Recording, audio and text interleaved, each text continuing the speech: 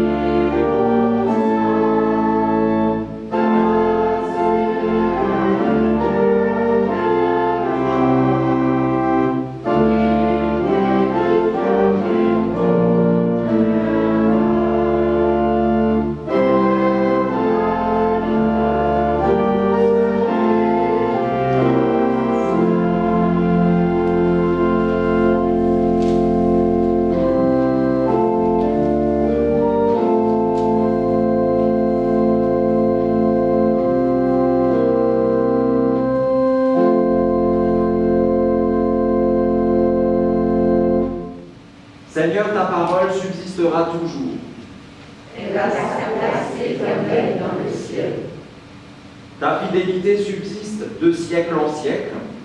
Tu as fondé la terre, elle tient bien en place. Seigneur, ta parole est une lampe pour mes pieds. Elle est une lumière pour mon sentier.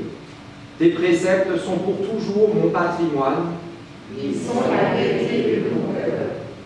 Je suis très affligé. Seigneur, fais-moi vivre selon ta parole. Soutiens-moi pour que je vive comme tu l'as promis. Que mes espérances ne soient pas déçues. Reste mon appui pour que je sois sauvé. Et je chercherai toujours avec ta volonté. Chantons gloire au Dieu trois fois saint. Er sei dein Vater.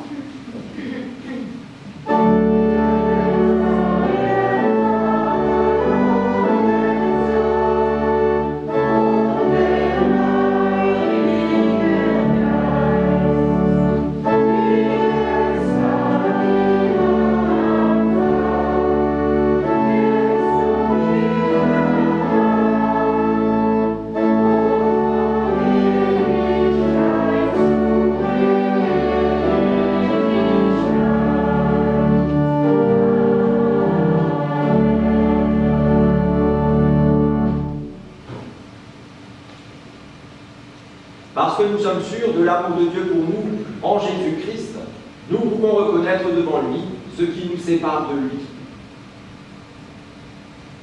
Dieu de bonté, nous sommes prompts à dire des mots et à en dire beaucoup. Autant il nous arrive de dire des mots qui font du bien, autant nous disons aussi des mots qui blessent. Nous donnons notre parole pour la rompre aussitôt. Nous travestissons la vérité et la rendons obscure. Nous parlons sans réfléchir, si bien que les regrets sont inévitables. Toi, Dieu de bonté, tu parles, et ce dont tu as parlé vient à l'existence. Ta parole crée la vie, elle nous offre la liberté. Ta parole est tout amour, elle nous offre la consolation. Dieu de bonté, ne laisse pas nos cœurs se fermer à ton amour. Ne laisse pas nos peurs ni nos envies nous détourner de tes promesses.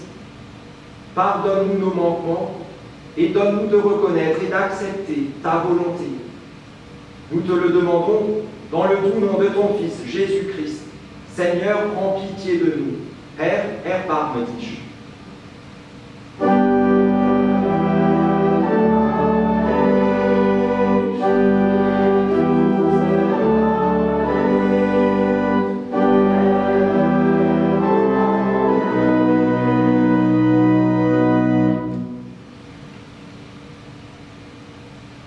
Voici la bonne nouvelle qui nous est adressée par Dieu, par l'entremise du prophète, non, de celui qui a écrit la lettre aux Hébreux. On ne sait pas exactement qui c'est, mais peu importe, voici ce qu'il dit.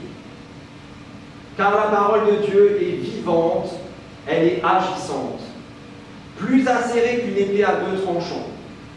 Elle pénètre jusqu'à la division de l'âme et de l'esprit, des jointures et de la moelle.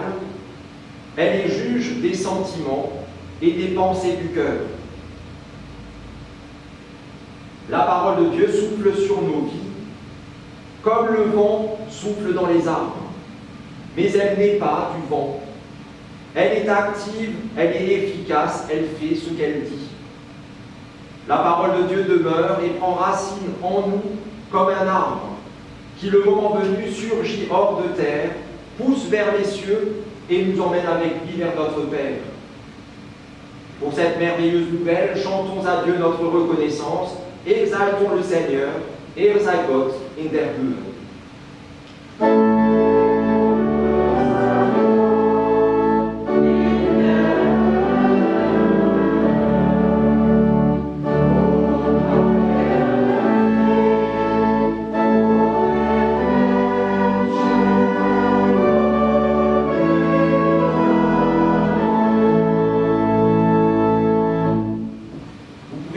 Reprendre place.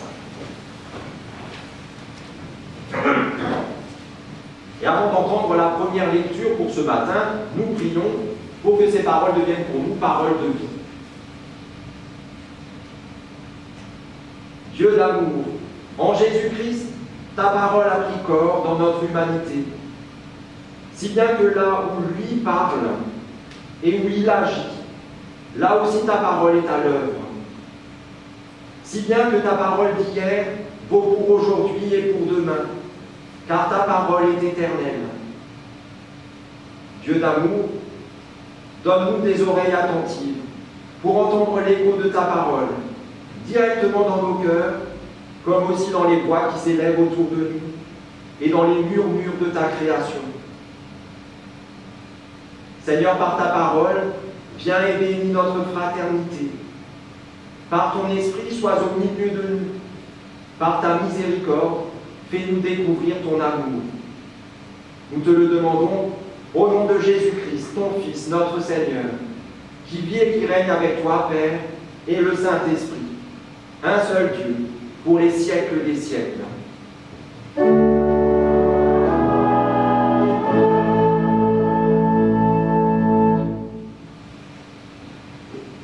Et dans le livre du prophète Ésaïe, au chapitre 55, nous écoutons ceci. Tournez-vous vers le Seigneur, maintenant qu'il se laisse trouver. Faites appel à lui, maintenant qu'il est près de vous. Que l'homme sans foi ni loi renonce à ses pratiques, que l'individu malveillant renonce à ses méchantes pensées, qu'ils reviennent tous au Seigneur, car il aura pitié d'eux, qu'ils reviennent à notre Dieu, car il accorde un large pardon. En effet, dit le Seigneur, ce que je pense n'a rien de commun avec ce que vous pensez, et vos façons d'agir n'ont rien de commun avec les miennes. Il y a autant de distance entre ma façon d'agir et la vôtre, entre ce que je pense et ce que vous pensez, qu'entre le ciel et la terre. La pluie et la neige tombent du ciel, mais elles n'y reviennent pas sans avoir arrosé la terre, sans l'avoir rendue fertile, sans avoir fait germer les graines. Elles procurent ainsi ce qu'il faut pour semer et ce qu'il faut pour se nourrir. Eh bien, il en est de même pour ma parole, pour ma promesse. Elle ne revient pas à moi sans avoir produit d'effet, sans avoir réalisé ce que je voulais, sans avoir atteint le but que je lui avais fixé.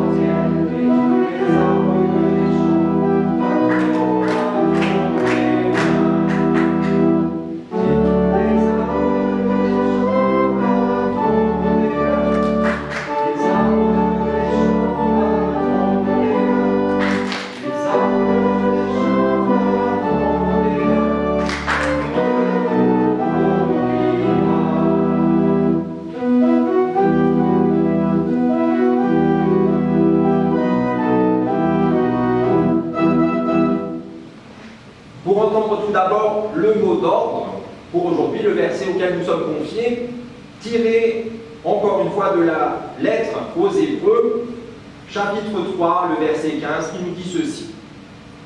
Aujourd'hui, si vous entendez la voix du Seigneur, n'endurcissez pas votre cœur. Acclamons l'Évangile en chantant Alléluia.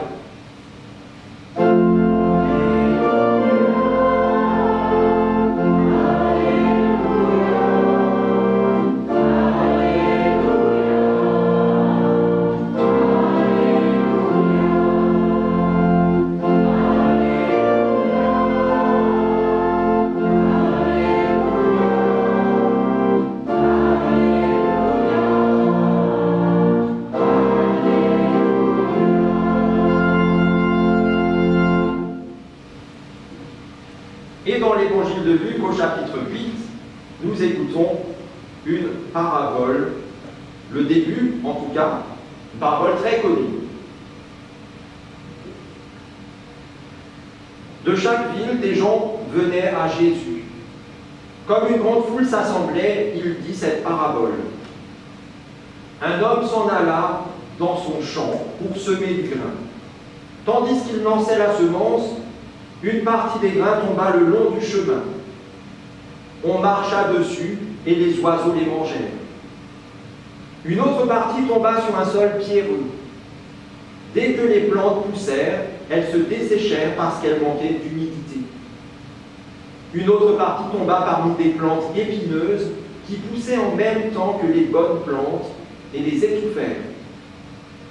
Mais une autre partie tomba dans la bonne terre. Les plantes poussèrent et produisirent des épis.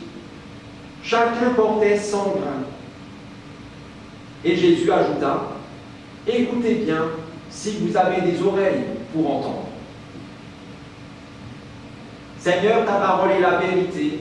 Enseigne-nous à marcher selon ta vérité. L'aube dire au Christ.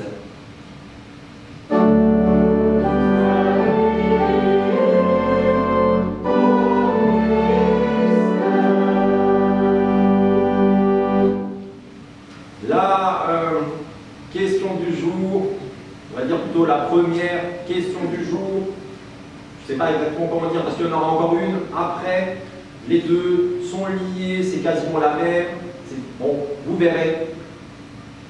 Avez-vous déjà douté? Oui, alors un oui unanime. Alors je ne vous demande pas si vous avez déjà douté du fait que le Racing est la 4e meilleure équipe de France, j'allais dire du monde, de France. Peut-être cet après-midi, la 3e meilleure équipe de France. Ça, on peut douter, même quand ils seront premiers, surtout quand ils seront premiers.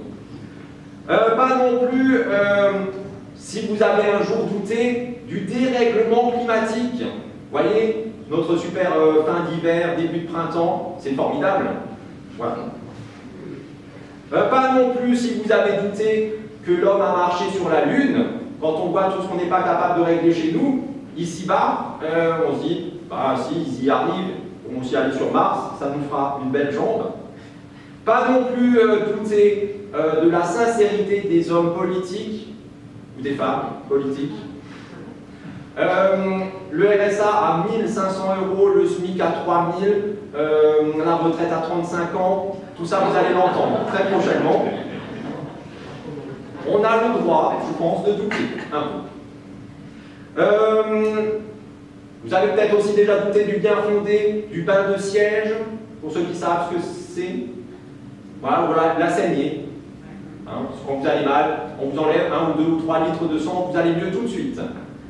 Voilà, on peut douter de plein de choses, mais en fait tout ça c'est plutôt des doutes que j'appellerais pour les repas de famille. Si vous voulez mettre de l'ambiance, un repas de famille, vous lancez comme ça un petit truc, et normalement il y a de l'ambiance. Alors ce qui est plus intéressant pour nous, c'est les doutes fondamentaux. Les doutes qu'on peut avoir sur quelque chose de fondamental pour notre vie. Avez-vous déjà été submergé par le doute au point de remettre en question votre existence? Moins unanimement, mais ça typiquement, il y a des hochements de tête. On en est tous arrivés à un moment ou à un autre à douter de quelque chose de très existentiel pour nous-mêmes. Quand on évoque le doute, on l'associe immédiatement et immanquablement à un autre concept très cher à notre foi chrétienne. Ça y est, j'ai vendu la mèche, la foi. Le doute et la foi. Soit pour dire que le doute est l'absolu contraire de la foi, le bien, le mal, voilà, complètement opposé, que là où il y a le doute, il ne peut pas y avoir la foi, le noir, le blanc, complètement opposé, qu'il faut éviter le doute, comme la peste, parce que finalement le doute, c'est le mal, c'est le péché, etc. Ou alors, on les associe en disant que le doute fait partie de la foi, que c'est constitutif de la foi, et qu'il en fait si bien partie que là où il n'y a pas de doute, il n'y a sans doute pas non plus de foi. En tout cas, là où il y a foi, il y a forcément aussi des doutes. Tout dépend de ce que l'on met derrière le mot foi. Et c'est là, finalement, la deuxième question du jour, qui est la même que la première. Qu'est-ce que la foi? Voilà. Vous allez trop vite, j'ai plein de trucs à dire avant. Mais c'est effectivement la bonne réponse. Mais tant mieux, hein, je suis très content que vous proposiez ça d'emblée, et pas d'autres trucs. Par exemple, vous auriez pu dire que c'est une croyance, ou des croyances. Alors j'espère que ça ne vous est même pas venu à l'esprit. Vous savez, ce qu'on entend très souvent, je suis croyant, mais pas pratiquant. J'ai la foi dans une sorte de croyance, mais vous ne verrez jamais un événement de foi. Je crois bien qu'il y a quelque chose, je ne sais pas quoi, je ne peux pas vous expliquer qui, où, comment, pourquoi, même pas pourquoi j'y crois. Il y a forcément une sorte de force, quelque chose, j'y crois, mais tout juste suffisamment pour que ça change quand même pas trop ma vie. Je puisse quand même vivre un petit peu tranquillement. Alors, normalement, vous n'avez pas pensé non plus que c'était des connaissances. Vous n'êtes pas du genre à dire le pasteur a fait tellement d'études que lui sait, lui il a vraiment la foi parce qu'il était assis sur des bancs à la fac, tout ça, pendant des années, voilà, et alors il n'a qu'à aller prier pour nous. On l'entend aussi de temps en temps, n'est-ce pas? Voilà. Les je sais. Je sais, moi, parce que j'ai entendu, j'ai lu, j'ai compris. Moi, je sais. Et d'ailleurs, je vais vous dire ce qui ne va pas chez vous, parce que moi, je sais. Je sais ce que Dieu veut, je sais sa volonté, et je vais vous la dire pour vous, votre vie, à vous, tout ce qui ne va pas. Voilà. Non, c'est pas ça la foi. La foi, ce ne sont pas non plus des certitudes ou des convictions. Là, déjà, c'est un peu plus compliqué. Normalement, ça devrait être ça. Mais les trucs du genre, j'en suis tellement sûr que même si un jour on me prouvait par A plus B ou noir sur blanc que j'ai tort, la Terre est plate, j'en suis convaincu. Et puis on vous prouve que c'est pas vrai, et bien les gens continuent à croire que la Terre est plate. Même si on arrive à faire le tour en avion. Non, non, la Terre est plate, point. Ce n'est pas de ce type-là. Plus que des croyances, des connaissances, des certitudes et des convictions, la foi, c'est ce que vous avez dit, c'est la confiance. C'est, on pourrait dire ça dans ce style-là, ben je ne sais pas trop, je pense, je crois, mais je ne suis pas sûr à 100%. Mais est-ce que toi, tu es sûr? Si toi, tu es sûr, je te fais confiance, allons-y. Comme finalement ce que font, ou ce qu'ont fait, vos enfants. Ils vous ont fait confiance tout petit en tant que parents. Ils n'avaient pas besoin de connaissances, de convictions, de certitudes, ni de croyances, celles que vous avez, celles que nous avons en tant qu'adultes, mais leur expérience leur a montré que vous, leurs parents, vous avez fait plein de choses, pris des décisions, engagé des actions pour leur bien, et ils ont suivi, sans comprendre forcément tout ce qui se passait. Jusqu'à ce qu'ils aient eux-mêmes grandi en autonomie et qu'ils soient devenus eux-mêmes des adultes responsables. Ce qui, je le sais aussi, ne vous empêche pas, même s'ils ont 40 ou 50 ans, de les aider quand même encore un peu parce qu'ils restent quand même encore des grands enfants.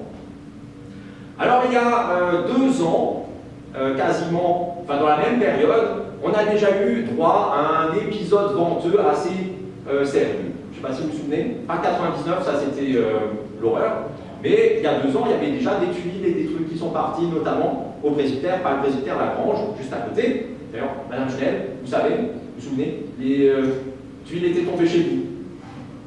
Si. Il y a 2 ans, à la même période. Et alors, le toit, pour moi, déjà une chaise, mais alors le toit, beaucoup trop. Et donc quelqu'un est venu pour remettre des tuiles et fermer ce trou.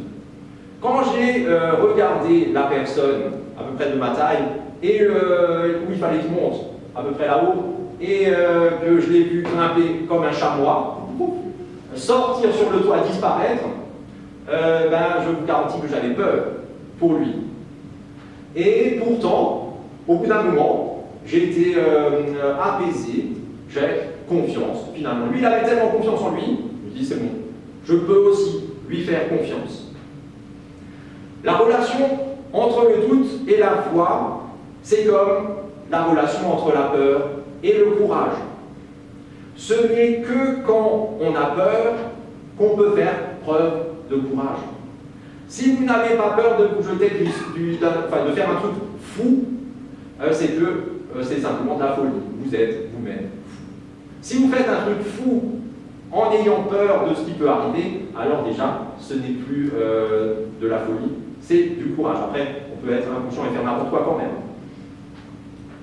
Pour la foi, ce n'est que quand on doute qu'on peut faire preuve de foi. La foi, quand elle n'est pas mise à l'épreuve, c'est des connaissances, des croyances, des convictions, peu importe. Mais quand elle est vraiment mise à rude épreuve, là, on voit de quel bois elle est faite. Tous les héros de la foi, je ne vais pas juste vous dire des trucs et puis vous me croyez sur parole, je vais prendre quelques exemples pour vous prouver que depuis toujours, les héros de la foi que nous connaissons, ils ont commencé souvent par être mis à l'épreuve, et la première épreuve, c'était surmonter, dépasser leur doute, leur manque de confiance. On a entendu le prophète Ésaïe, voici ce qu'il dit lorsque Dieu, en rêve, en songe, le mandate, l'envoie en mission.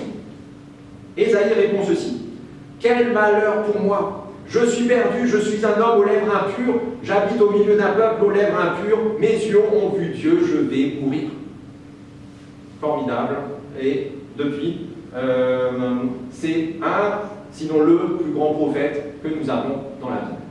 Voici ses premières paroles. Jérémie, un autre des plus grands prophètes, lorsque Dieu le mandate, voici ce qu'il dit. « Ah, mais Seigneur Dieu, je ne saurais pas parler, je suis beaucoup trop jeune. Envoie quelqu'un d'autre. » Voilà les premières paroles de Jérémie.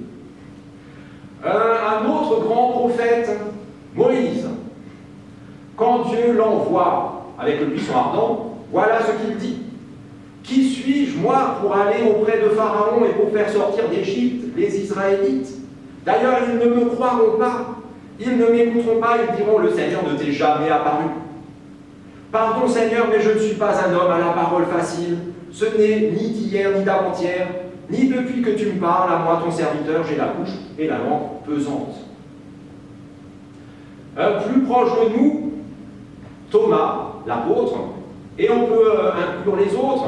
« Si je ne vois pas dans ses mains la marque des clous, si je ne mets pas mon doigt dans la marque des clous et ma main dans son côté, mais jamais je ne croirai ce que vous me dites. Vous l'avez vu, je ne vous crois pas. » On pourrait même ajouter Jésus lui-même, par 3 fois dans le jardin de Gethsémanée, il est devant l'échéance horrible qui l'attend, et il dit ceci. « Mon Père, si c'est possible, que cette coupe s'éloigne de moi.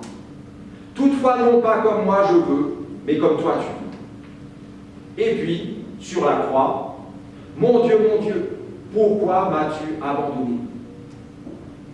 Tous, d'une manière ou d'une autre, ils ont été soumis au doute. Ils ont eu des moments de doute. Alors si eux, les héros de la foi, ceux sur qui nous nous basons pour construire notre foi, ils ont eu des doutes, comment nous, on n'en aurait pas?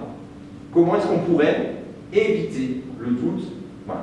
Et aussi, pourquoi est-ce qu'on devrait se le reprocher quand ça arrive?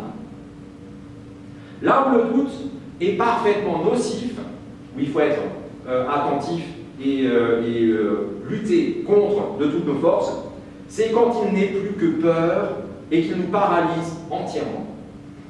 Quand on ne termine plus la phrase que j'ai dite un peu plus tôt avec « bon, je te fais confiance, allons-y, je te suis toi », quand on ne finit plus par ça, mais qu'on finit par « franchement, je ne sais pas, mais je vais plutôt rester là, chez moi, tranquille, dans ma sécurité illusoire, fais ce que tu veux toi, mais laisse-moi tranquille ». Là, le doute n'est plus bon. Là, j'ai trouvé une formule que je trouve géniale. Je ne dis pas souvent que je suis... Si, je le dis souvent, mais personne ne me croit, je suis un génie. Et voici cette formidable phrase. Si, en partant, vous ne retenez que ceci, ben, ce sera déjà pas mal. Quand le doute nous gagne, le doute nous perd. C'est bien vu, hein? Alors, j'espère que c'est de moi, que je ne l'ai pas trouvé ailleurs. Sinon, tant pis. Le doute est nocif quand il nous immobilise.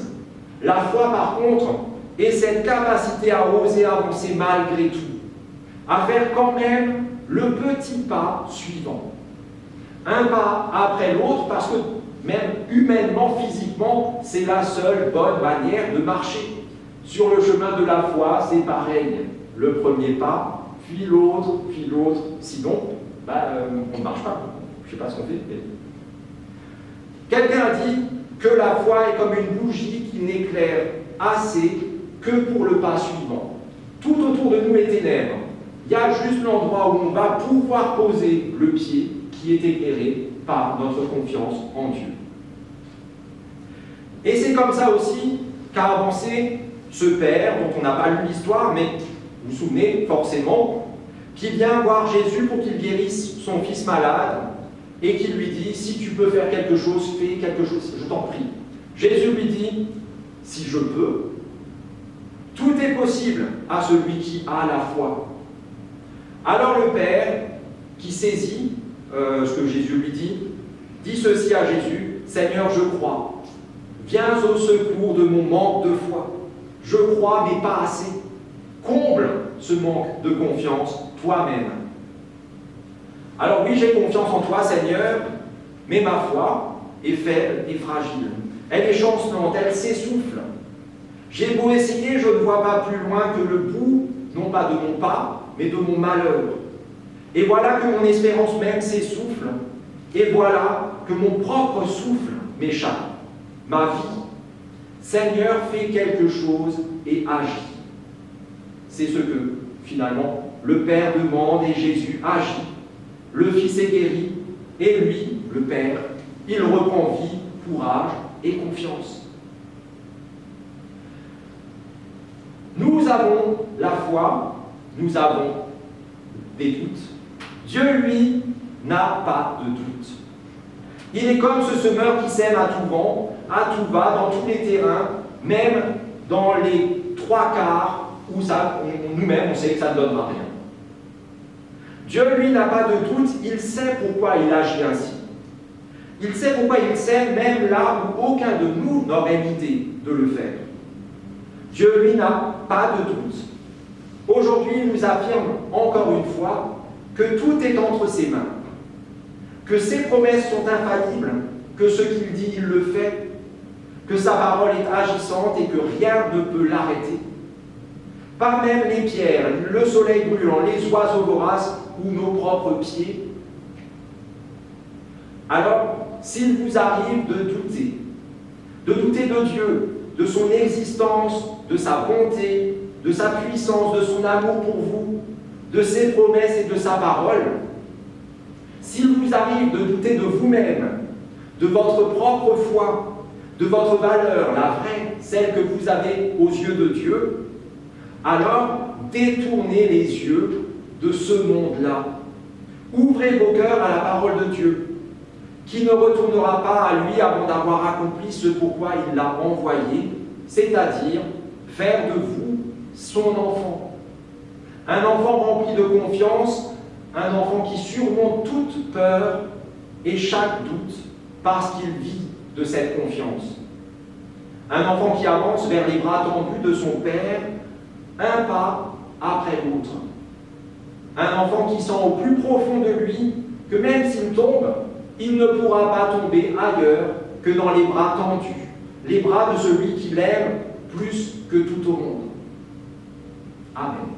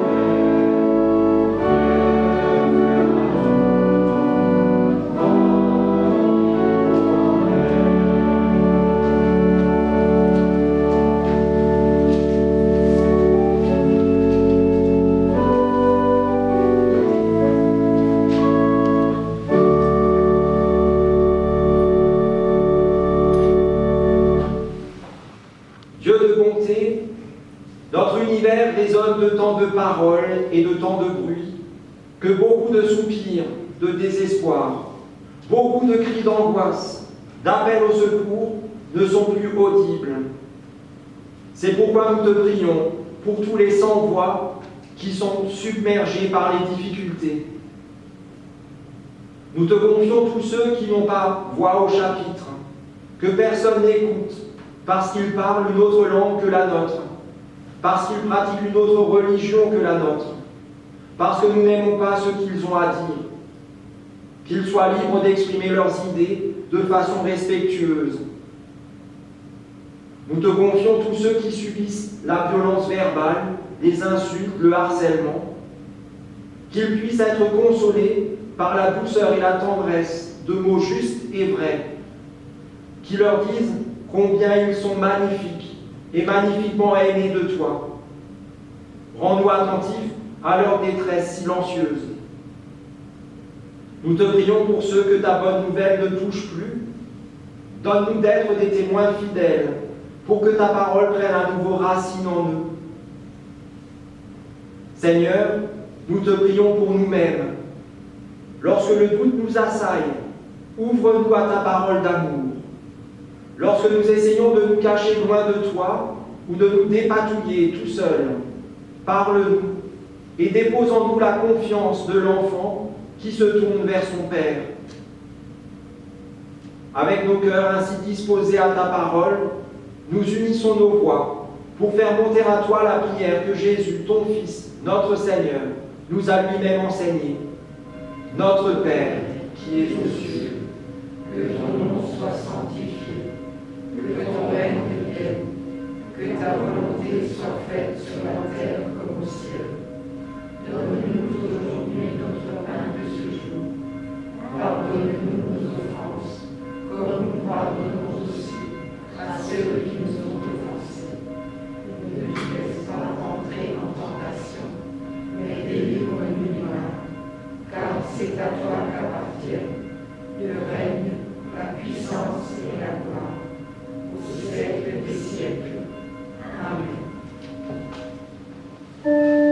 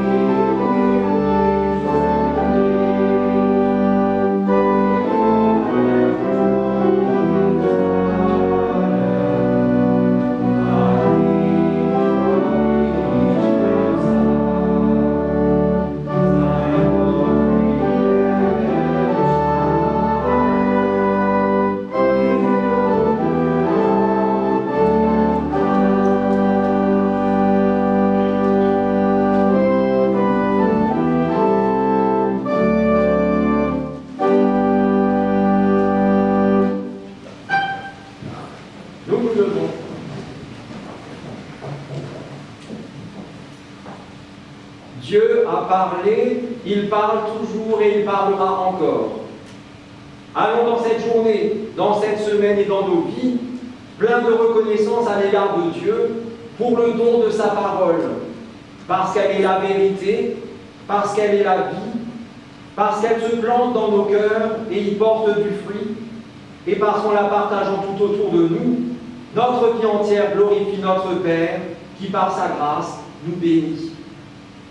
Et qu'ainsi, Dieu notre Père, par son Esprit, vous accompagne et vous conduise, qu'il vous affermisse dans son alliance éternelle, en Jésus-Christ, son Fils, notre Seigneur. Et soyez bénis, vous êtes bénis. Amen.